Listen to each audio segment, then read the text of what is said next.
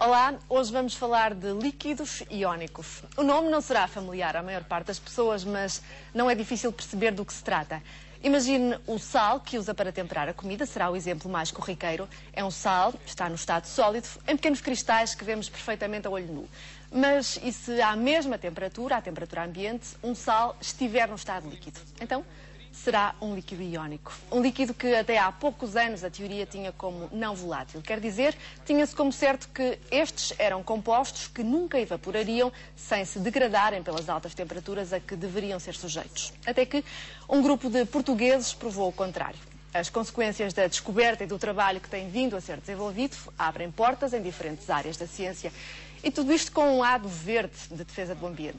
O convidado de hoje já vai explicar melhor e mais cientificamente do que se trata. É o professor Luís Paulo Rebelo, que dirige o Laboratório de Termodinâmica Molecular do ITQB, o Instituto de Tecnologia Química e Biológica da Universidade de Lisboa, de que é vice-diretor. Está no 4 vezes Ciência, a convite da professora Cecília Arraiano. Sra. Professora, já vamos conversar melhor sobre este tema. Sra. Professora, antes de mais, agradeço-lhe a sua presença no 4 vezes Ciência. Muito obrigada por ter vindo.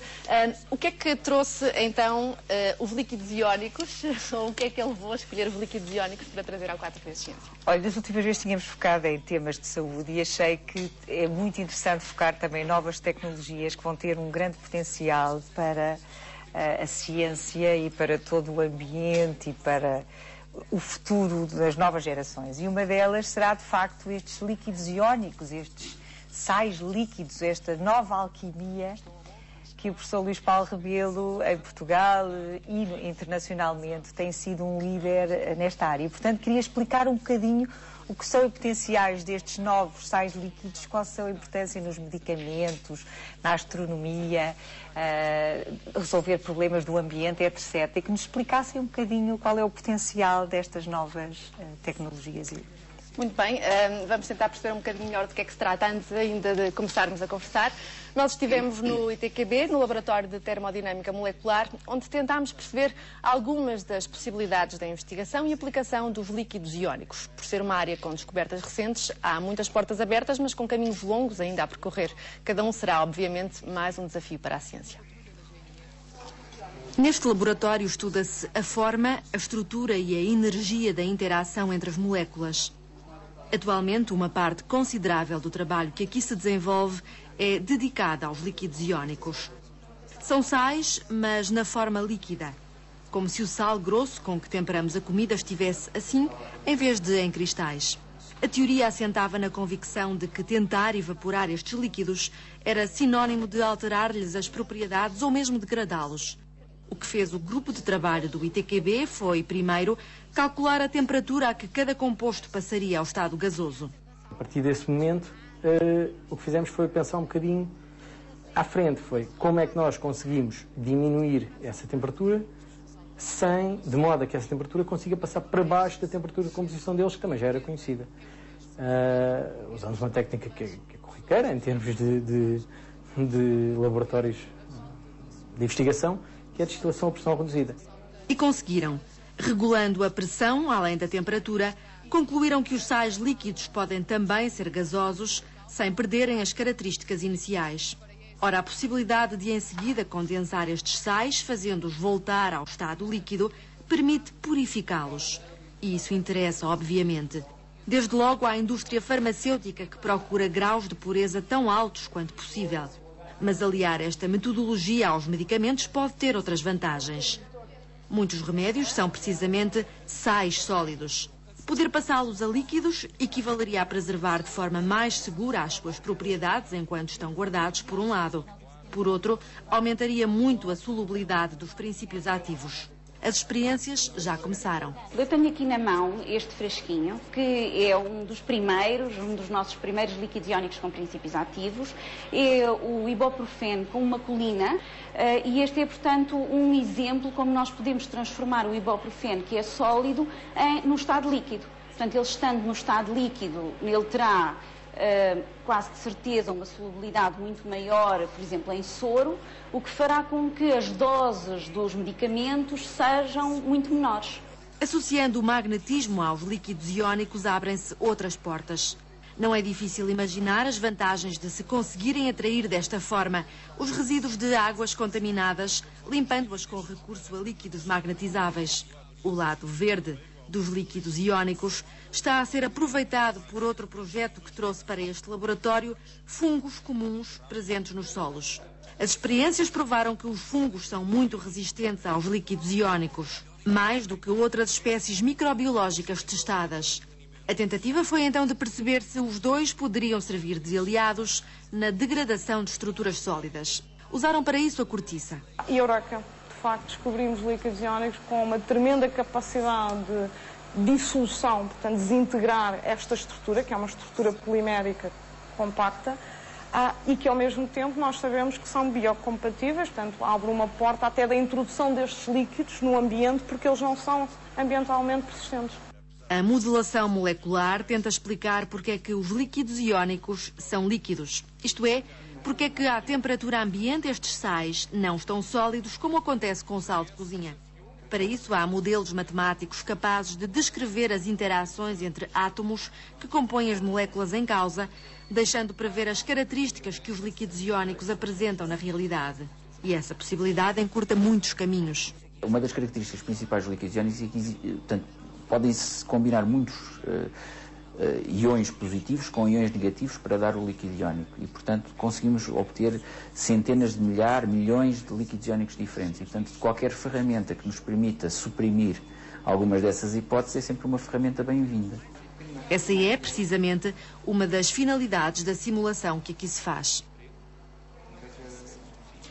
Muito bem, vamos então passar à conversa. Sr. Professor, eu começaria por lhe perguntar exatamente o que tem a ver com esta parte final que ouvimos aqui. Porquê é que os líquidos iónicos são líquidos? Isto é, porquê é que a esta temperatura eles não estão sólidos, como acontece com o sal de que falámos e que eu penso que é o exemplo que as pessoas melhor percebem? A ver se eu consigo explicar de uma forma que não seja muito maçuda. Mas um cristal sólido, como o cloreto de sódio que usamos na cozinha, é uma estrutura muito bem ordenada. É feita por esferas de íons cloreto, esferas de íons sódio. E a analogia que eu muitas vezes faço para descrever isso é imaginarmos, por exemplo, bolas de diferentes dimensões, bolas de ténis, bolas de ping-pong. Eu consigo ordená-las, por acaso, eu cheguei a pensar em trazer para aqui por sobremesa, mas pronto, posso pôr bolas de ténis, aquelas bolas amarelas, tipicamente amarelas que conhecemos, todas juntas lado a lado, e vocês sabem que ficam os interstícios no meio também muito bem definidos. Eu posso agora agarrar em bolas de ping-pong, que são brancas, mais pequenas, para distinguir, e vou meter nos interstícios. E agora faço uma segunda camada de bolas de ténis e uma terceira outra vez de bolas de ping-pong. Fica uma estrutura ordenada, que é uma estrutura cristalina, é o que nós temos no sal de cozinha. Se eu agora modificar a forma e o volume, se pusermos volumes maiores e formas que não são esféricas, portanto não são simétricas, também às vezes dou o exemplo, vamos usar coisas esquisitíssimas como bananas e estrelas do mar, ou bananas e polvos, e eu estou a usar estes exemplos porque estas formas são as formas precisamente das espécies de íons que compõem estes sais líquidos. Eu já não consigo esta estrutura ordenada, bonitinha, digamos assim, já não se arruma bem, e portanto, ao não conseguir um cristal, tipicamente eu não consigo um sólido, o que eu consigo é um líquido. Ter um líquido tem uma grande vantagem, porque os líquidos são normalmente solventes, portanto são matrizes que permitem dissolver facilmente outras substâncias. Um sólido não tem essa capacidade, como nós sabemos, ou pelo menos será muito mais difícil. Vamos às aplicações possíveis. Uma possibilidade que os líquidos iónicos nos dão, pelas suas propriedades, é o facto de poderem vir a entrar na composição, por exemplo, de novos detergentes. Certo? Com que vantagens? Os líquidos iónicos, alguns líquidos iónicos são primos dos detergentes, dos surfactantes, em linguagem científica é mais o surfactante, que é o princípio, digamos, do detergente, são primos desses surfactantes que já existem na formulação dos detergentes de hoje. A diferença é que quando, no estado puro, quando eu agarro nesse surfactante, que é o que interessa de facto para a propriedade de dissolver os óleos, vamos imaginar, ou da louça, que estão na louça, ou que estão na nossa roupa, quando os tenho em estado puro, se fosse comprar uma empresa, digamos, química, não é? São sólidos, só são líquidos se eu for a 200 graus ou a 250 graus. Estes são primos deles e já são líquidos no estado puro, sem estar a misturá-los com outras coisas que depois constituem o nosso detergente, já são líquidos no seu estado puro. Mas são, de facto, alguns deles, uma das classes dos líquidos iónicos é serem primos ou da mesma família que os surfactantes que fazem parte dos nossos detergentes. Portanto, ao recentemente se ter redescoberto este tipo de materiais e ter explodido o número de formulações destes novos materiais, estamos também a ter a possibilidade de escolher outro tipo de surfactantes para os detergentes. Portanto, a indústria, digamos, mais relacionada com a limpeza, de alguma forma vai beneficiar com isso. Mas essa, tanto quanto eu percebo, é apenas uma porta possível, não é? Porque há muitas mais. Em relação à indústria farmacêutica, por exemplo, que expectativas é que há com os líquidos iónicos? Pois, a princípio, há dois tipos neste momento de potenciais que nós vemos. Um que foi mencionado na peça, aliás, quase que os dois já foram mencionados na peça, posso simplesmente voltar a referir, é passar a maior parte dos medicamentos que são sais e que são sólidos e que têm o problema por variação, por exemplo, de temperatura, de terem uma estrutura diferente, o que se chama, numa linguagem científica, dar origem a um diferente polimorfo, mas isso não é mais do que as mesmas espécies químicas com um arranjo, digamos, espacial diferente. Isso às vezes traz problemas de solubilidade. A solubilidade pode passar a ser diferente em fluidos, inclusivamente em fluidos orgânicos, e pode trazer o problema também de a própria eficiência, digamos, da atividade de um princípio ativo. Sim.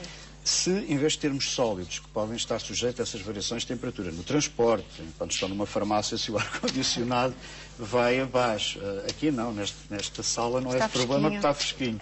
Mas em casa, que as pessoas às vezes não têm cuidado, deixam às janelas e, portanto, apanhar sol, seja o que for, se em vez de ter esses sólidos que podem mudar a sua estrutura intermolecular, eu tiver um líquido que é muito mais homogéneo, muito mais isotrópico, como se diz numa linguagem mais científica, não tenho esse problema da afetação de variações térmicas sobre a estrutura e, portanto, consigo ter, digamos assim, uma uniformidade, um padrão, que estou à espera que o medicamento seja eficiente e continue a ser eficiente independentemente. Uma das coisas da temperatura problema que eu penso e que me explicou de uma das aplicações é, de facto, poderem manter-se, tanto pode ser a 150 graus positivos como a 150 graus negativos, não evaporar. Isto pode ter aplicações como na NASA, os novos telescópios da Lua.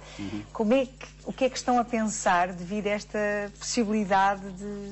Pois há um projeto da NASA muito engraçado, que se pensa que terá imenso potencial, aliás, por isso é que a NASA está a apostar forte nele, mas eu até para falar desse protótipo, digamos assim, telescópio lunar, ia falar de uma coisa anterior que está relacionada, que é um simples termómetro. Todos nós conhecemos, penso eu, pelo menos a minha geração conheceu os termómetros de mercúrio. Claro.